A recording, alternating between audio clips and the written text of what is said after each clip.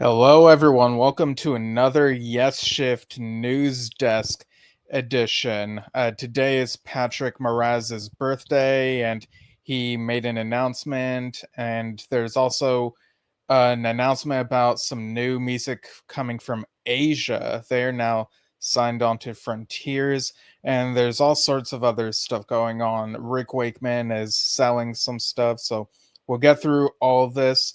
But yeah, as I do this, feel free to chime in. Um, and yeah, let's just these news desk editions, I feel like in the past have been sort of a monthly thing, but there's been so much to talk about, and so I feel like finding ways to make it a bit more of a regular thing will perhaps make things feel more timely and make things a bit easier, as opposed to some of these items getting piled up and whatnot. But yeah, Patrick Moraz, keyboardist for Yes, on the Relayer album, and from 74 to 76. I saw that the Yes social medias put up a post for him.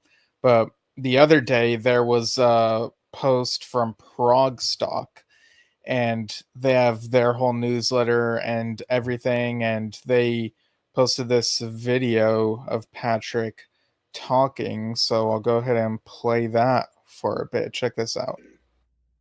Hi everyone, Patrick Moraz here. I'm so excited to tell you that I'm going to be performing at ProgStock 2025. And with so many great musicians and prog fans, it's going to be absolutely unbelievable. Yeah, gotta love that.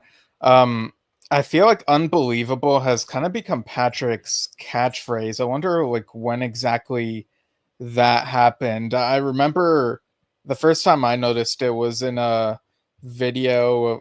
I think it was a Total Master Tane video. It was like from 2018 when Yes did their 50th anniversary celebration thing in Philadelphia or somewhere around there.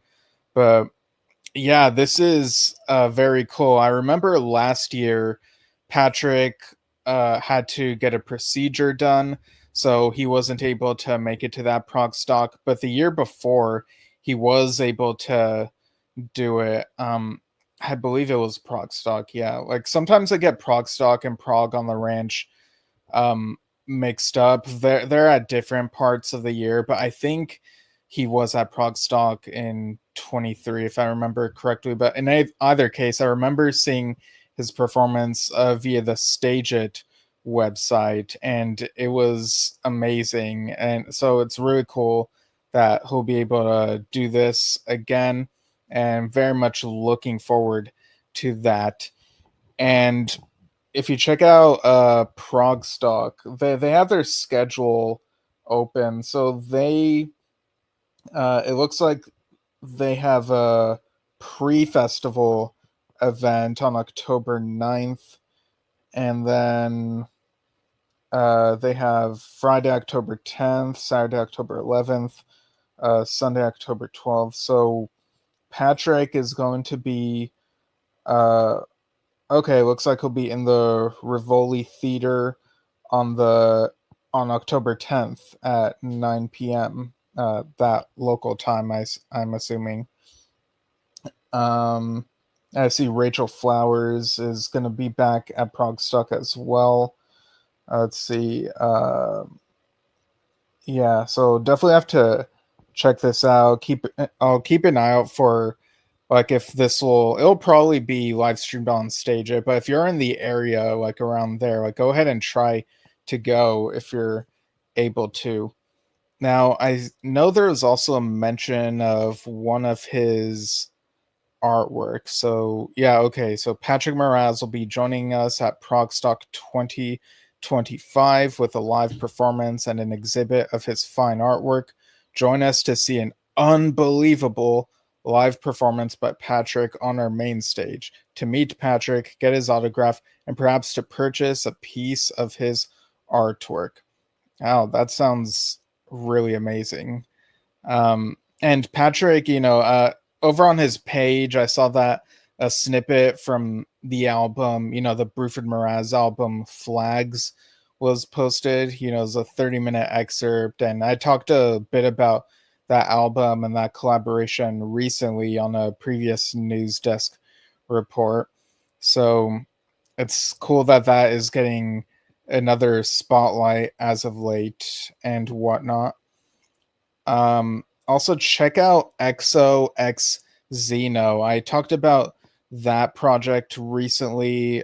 Craig Maher, who founded it, is going to be on this podcast next month. Keep an eye out for the announcement on that. But in the meantime, the album from that project titled Luminous Voyage is now out. Now, again, Patrick Moraz plays keyboards on this. He sounds very himself. It sounds great. Kind of a stadium rock feel in places as well. And you've got Billy Sherwood and Jay Shellen. So really cool. It's on Bandcamp, but there's also the XOX Xeno site. So let me just, I'll go ahead and screen share the tab. So this is how you spell out the website: exo-x-xeno.com.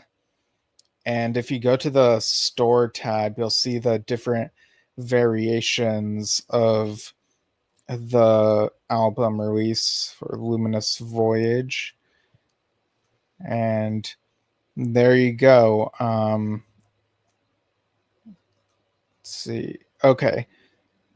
So you've got a couple different vinyl options there, and you got like the blue and the red. So yeah, go ahead and check this out. All right. Let's see. Okay. And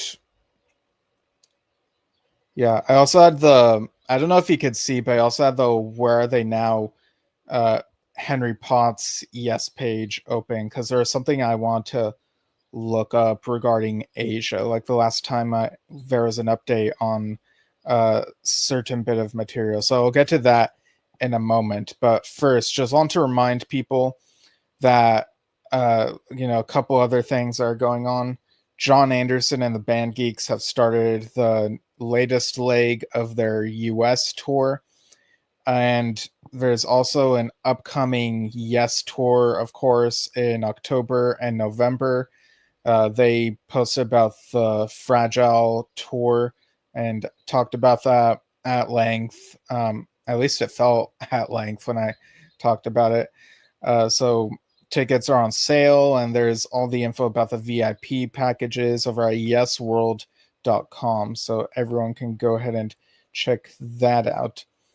And I assume that Yes are probably in the studio right now working on their new album, or maybe around this time, maybe in the near future, because they got quite a bit of time before that tour starts. So very excited to see how that album sounds. I think 2026 is when we're expecting it. We'll see as more news trickles out. All right, so let's see, what else do we have on the news list? Okay, so this is the other big thing that came out recently, and I'll go ahead and screen share the picture of the current Asia lineup, which came with this announcement. Let me just make sure I can find the correct tab. It's this one. Okay. All right. So the announcement says Frontiers Music SRL announces the signing of Asia. And again, you got to remember Frontiers was the label Asia was on during the reunion years, from Phoenix through Gravitas, I believe. But now I'll go ahead and read this announcement here. Frontiers proudly welcomes iconic rock supergroup Asia, kicking off a powerful new chapter in their 45-year legacy. Jeff Downs, a founding member, returns with an electrifying new lineup. Virgil Donati on drums, John Mitchell on guitar, Harry Whitley on vocals and bass. And there's a quote here from Jeff Downs saying, "This is very much a homecoming for the band. We're entering an exciting new chapter with live albums, DVDs, and a brand new studio album set for 2026. Watch this space." And then Frontiers Vice President Mario DeRiso adds, "So proud and excited. Thanks to this fabulous new lineup, new music from Asia can now come to fruition. It will be a blast." And then the article continues, born in 1982, Asia quickly became a global sensation with hits like Heat of the Moment and Only Time Will Tell. Asia has entertained and delighted a multitude of audiences over the last 40 years. Some of the world's greatest musicians have taken up that Asia baton during that time. However, Jeff Downs believes that time is right to bring a fresh, new-looking Asia out into the light. The year of the dragon foretells good fortune, abundance, and prosperity. The dragon blessed 1982, the year Asia was first unleashed into the world, and now the journey has come full circle. Time for the dragon to take flight once more. Now, I don't know if in this instance they're saying that 82 and this year are the year of the dragon, or if they're just referring to when it was the year of the dragon not too long ago. 82 certainly wasn't, but in any case, it really is a blessing that the band and the music, the legacy is still ongoing, and I'm really excited to hear what this new music sounds like with these guys. You know, from the video clips of their live shows, this has felt like a very tight lineup. So I'm very excited for this, and especially the mention of DVDs and live albums. Could we perhaps see a live album or DVD of one of the recent shows from last year, or maybe the Trading Boundaries shows? Oh man, like release a live, like Steve Hackett had a live Magic at Trading Boundaries. Do something like that for Asia when they performed their first 3 albums plus hits for a few nights in a row at Trading Boundaries. You know, a release as a live album. If it got filmed, release it as a DVD.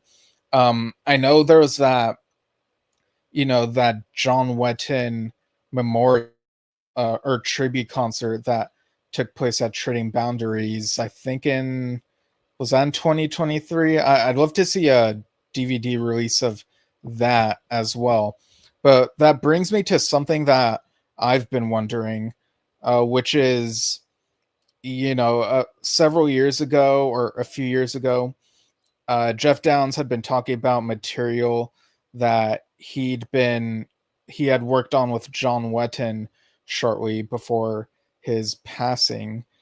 And the most recent, again, I was on Bondagazoo, Henry Potts' site earlier to see when the most recent mention of this was. So in the July 2023 Goldmine interview, I believe Goldmine is a magazine, Jeff Downs said, "I still have got some bits and pieces. Unfortunately, John, at the time we were writing, was not well at all. We didn't really get much of a chance to develop it to any kind of complete level, but there are bits and pieces around that eventually I would like to get a bit of time and take a look at and see if we can make something out of it." And elsewhere, on the Where Are They Now thing, I read that it was half a dozen pieces that they had worked on. So what I'm wondering is whether the new Asia album could somehow incorporate or adapt that material. And I see Henry Potts is actually tuning in. So he says the Wetton Memorial Concert was for charity, which may complicate a release. Oh, okay, yeah, I do remember it being for a charity. So yeah, I didn't consider that, huh? But yeah, so well, I remember seeing the live stream and it was incredible. So I mean, who knows what'll if anything will come of that, but I guess we'll see. But yeah, so I'm wondering, could they perhaps work out some of that material that Jeff and John had been working on and use it for as a basis for some of the stuff on the new Asia album, and maybe if they're recordings with John and Jeff, perhaps those could be bonus tracks if they deem them fit. Or could Jeff release the stuff he did with John as a separate thing, like Wet and Downs or Icon or something like that? And again, I don't know the state of whatever he and John worked on, how far along, and like how complete it might feel. Again, Jeff said he talked about like how they were, but yeah, that's something I'm curious about. Or for all I know, maybe the new Asia album could be just these four guys, like they just got together and started from scratch, and it could still be really amazing. So yeah, this really piques my curiosity. What is this album going to be called? Of course, we'll probably get Roger Dean to do the art. I have no doubt about that. But yeah, very exciting news indeed. All right. Let's see. And speaking of Roger Dean, so on June 20th at Trading Boundaries, Roger Dean did a lecture and a live painting session, and it was live streamed. Like there are two live stream videos, which are around 50 or so minutes long each.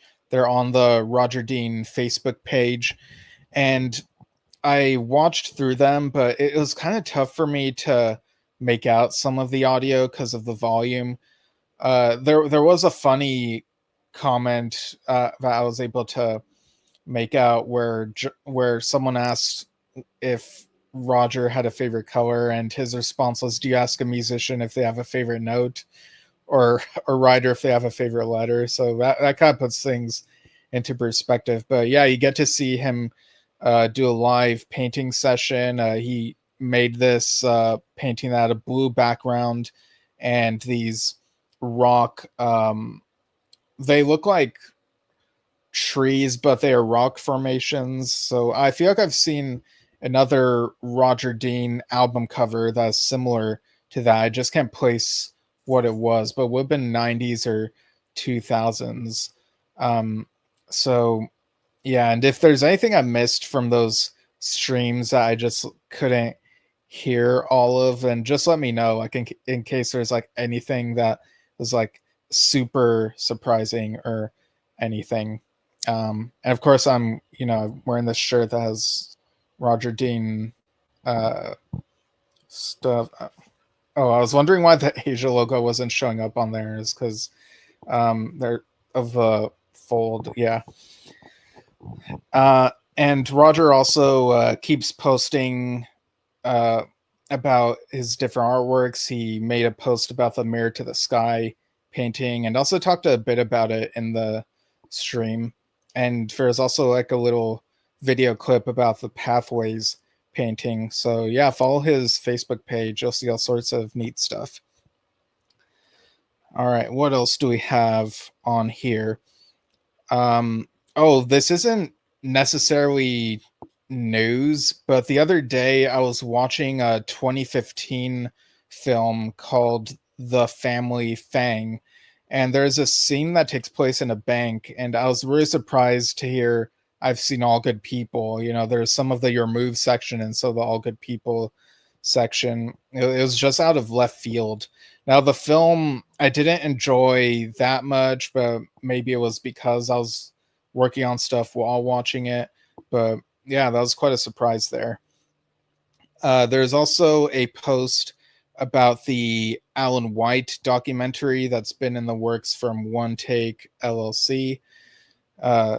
And I'll just read the post right here. So when it says two Michaels, it's referring to Michael McMorrow, who's working on the documentary, as part of the documentary, and Michael Shreve, a drummer who's done a lot of stuff, and he got interviewed for this documentary. So the post says, two Michaels, one quiet storm.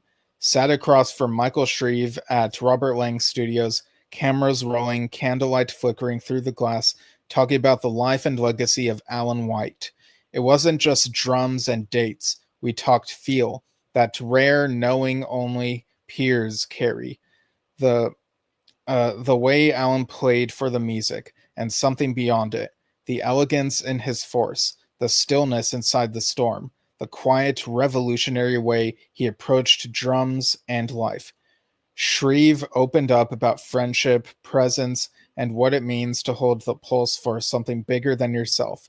We closed on his own beginnings, falling in love with rhythm, Woodstock, Altamont, and his years with Santana. It felt less like an interview, more like something sacred. The documentary continues. So, yeah, talking about Michael Shreve there. And Dad actually interviewed him last year over on Drum Talk TV. It was quite the conversation. So, again, there are people on here that maybe you wouldn't expect to be in a documentary about Alan White. So, seeing that Michael Shreve is part of this, it gets me wondering who else is in it. You know, you can expect some people from Yes, but yeah, it looks like there are a bunch of possibilities here. Okay, what else? There was a post on YouTube of Super 8 footage from the Yes Philadelphia concert on June 21st, 1979. Now, this concert has had a release, a pro shot release, although your mileage may vary about the visual and audio quality. Live in Philadelphia in 1979. And this release originally, the concert film, that is. The concert film is different perspective from this Super 8 footage that has surfaced on YouTube. And it's a YouTube channel that we've talked about Super 8 footage from before, Classic Rock Media Archive. So you get a different perspective and even a couple performances that were not on that Live in Philadelphia official release. So this YouTube video, it's almost 20 minutes long and includes snippets of the Close Encounters introduction, Siberian Cut True. The Fish and Perpetual Change are the standout things here. Those are not on the Live in Philadelphia in 1979 video release. And got Clap as well. Bit of Arriving UFO, the drum solo, Starship Trooper, and a little bit of Awaken. Awaken also was not on there, on the official video release. So yeah, check that out on YouTube. And I wouldn't be surprised if someone ends up doing their own edit that has the official Live in Philadelphia video with this Super 8 footage spliced into it so that we get the bits in between that weren't there before, and the songs that are there, maybe it would switch back and forth between alternate shots or something. I see Peter McGinnis in the comments on YouTube right now saying XOX Xeno is excellent. Yeah, I see what you did there. I really appreciate that. Yeah, everyone check that out if you haven't already. And Bill Bruford over on his YouTube channel, he recently posted a video titled Bruford's Solo Spotlight Some Other Time, which is taken from the album If Summer Had Its Ghosts. And this is a 1997 album from a collaboration with, oh man, the letters are so tiny the way I'm looking at this. Let's see. If Summer Had Its Ghosts. Let's see. Okay, so If Summer Had Its Ghosts, an album by drummer Bill Bruford, on which he's joined by guitarist Ralph Towner and bassist Eddie Gomez. Yeah, and I listened to this track. It felt a bit George of the Jungle for a little bit before becoming something else. So it's really cool. And again, I really like that these are being posted. And it looks like, um, I'm so used to Bill's YouTube channel just posting live performances, which are great, but maybe it's posting studio stuff now, like studio tracks. Uh, and on John Anderson's YouTube channel, he has the song Days from Song of Seven. There's a video of that on there now, and a video with visuals and stuff for the In the City of Angels album. So constantly posting stuff on that channel.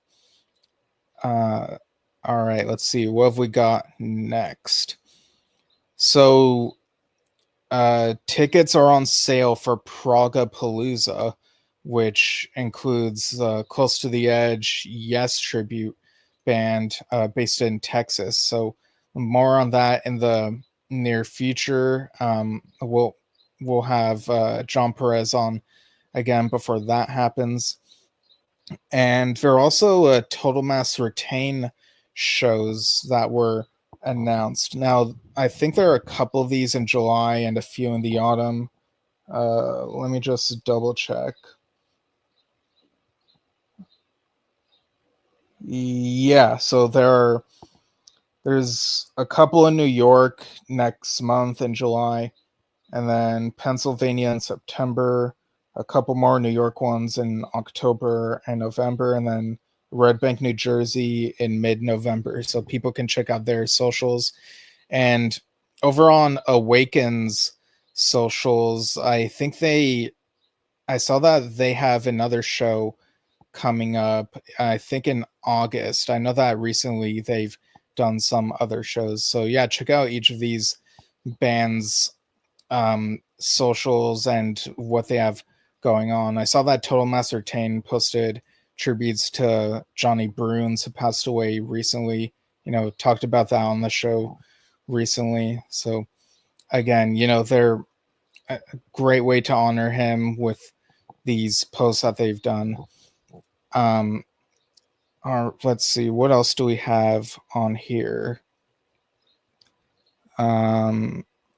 This came out just today. So John Lodge has added some December tour dates, 5 December tour dates, I should say. And I was really surprised that these are more Western US. The first of these is in Cerritos, which is not too far from me. So I may be able to finally see John Lodge again. I don't know that he's been here on the West Coast since the Royal Affair tour. So Cerritos on December 4th, and then Napa, California, December 6th. El Cajon, which is around San Diego area, December 7th. Oklahoma City, December 13th. Austin, Texas, December 14th. And again, this makes sense that these dates would be around here, because Yes would be finishing their Fragile tour in November. I think it ends in Las Vegas or somewhere around in Nevada, because I do remember the Inglewood show is like the third to last show on that tour. So yeah, maybe this will be this John Lodge concert could be how I close out the year in terms of my concert going travels and whatnot, adventures, I guess I should say. Over on Oliver Wakeman's Facebook page, he said, "I've been watching Andor and Rogue One recently, and it reminded me of this photo I took a few years back. The day a Star Wars Star Destroyer cunningly disguised as a cloud went past my house." And if you go to his page, it's it looks like a sunset, and the cloud formation is very much that triangular shape that Star Destroyer has. But Oliver also posted, if anyone missed out on getting the double vinyl Trinity album I worked on with Rodney Matthews and Jeff Sheets, then Rodney has found a few copies from his stockroom clear out and is selling them for half price. The vinyl is the only version with the rare piano duet I did with myself of my track November Wedding, which I wrote for Rodney and Sarah's wedding. So this is over at rodneymatthewsstudios.com /en-us slash products /trinity vinyl. At least for me, I don't know if instead of a US, it's maybe something else in other places, but I'll go ahead and show how that cover looks. So Rodney Matthews has done a bunch of great artworks. If I remember correctly, he even worked on a couple or a few Asia related releases back in the 90s. Okay, it's this tab here. So there you go. That looks really nice right there. You got the bird, a Trinity, and that lettering. So very cool. So yeah, check that out if that's something that you're looking to grab before it's gone. All right, now ending the show with a bit of Rick Wakeman news. So over on rwcc.com, there's this post that says, the beginning of Rick's big sale of the decade. Time to clear out some space for new stuff. Yes, the big clear out begins, including equipment, stage clothing, collectibles and memorabilia, and even cars. Over the next few months, keep checking back to see what's available. We're starting with 3 cars. A 1988 Jaguar XJS V12 convertible, powder blue with cream/tan interior, 75,000 miles, price guide at 8,500 pounds to 11,500 pounds. 2007 Audi Q7 diesel, used as my personal transport on UK tours for the last 6 years, 150,000 miles, price guide 2,500 pounds to 3,500 pounds. And the 1998 Rolls-Royce Silver Seraph, the original Geneva Motor Show car, 120,000 miles, price guide 22,500 pounds to 28,500 pounds. I am initially offering these cars on the website so that genuine people who may be interested in the heritage of these vehicles can have first refusal before they go to auction. They can all be viewed in the Dis area of Norfolk. Offers invited, but please register any interest by writing to the website with details and you will be contacted privately by the sales agent. So yeah, that's not really what I expected. When I saw the post earlier and it said sale, I thought it was going to be more, vinyl or CD stuff. But yeah, all this equipment and stage clothing like that's really fascinating. And the cars, that's the furthest from what I would have guessed. So I wonder who the lucky people who will get these will be. So lastly, Rick Wakeman released another episode recently of his podcast. The is it the Caped Crusader podcast? I always kind of fumble the podcast name. Let's see. Rick Wake. Okay, the Myths and Legends of Rick Wakeman. All right, so I was a bit off. I was in my head, I was thinking of other terms that we associate so much with Rick Wakeman.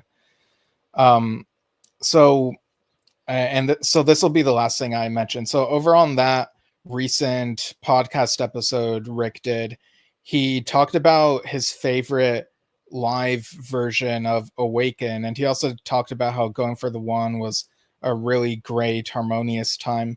But the live version of Awaken, I don't know if you guys want to turn off this episode so that I don't spoil what it is. Like I'll say in a moment. So I'll give you all a chance to log off if you want it to be a surprise. But Yeah, so here we go. So first off, his favorite live version, he said that it's not one that's been done by Yes, but rather one that was done by ARW.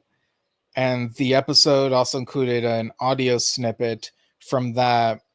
The live release was titled Yes, featuring Anderson, Rabin, Wakeman, and it was live at the Apollo. So included an audio snippet of that performance. And he talked about how he loved how for certain songs, his approach is like, for the Trevor Rabin stuff, like what he would have done if he were in the band, and maybe vice versa if Trevor had been in the band for some of the other stuff.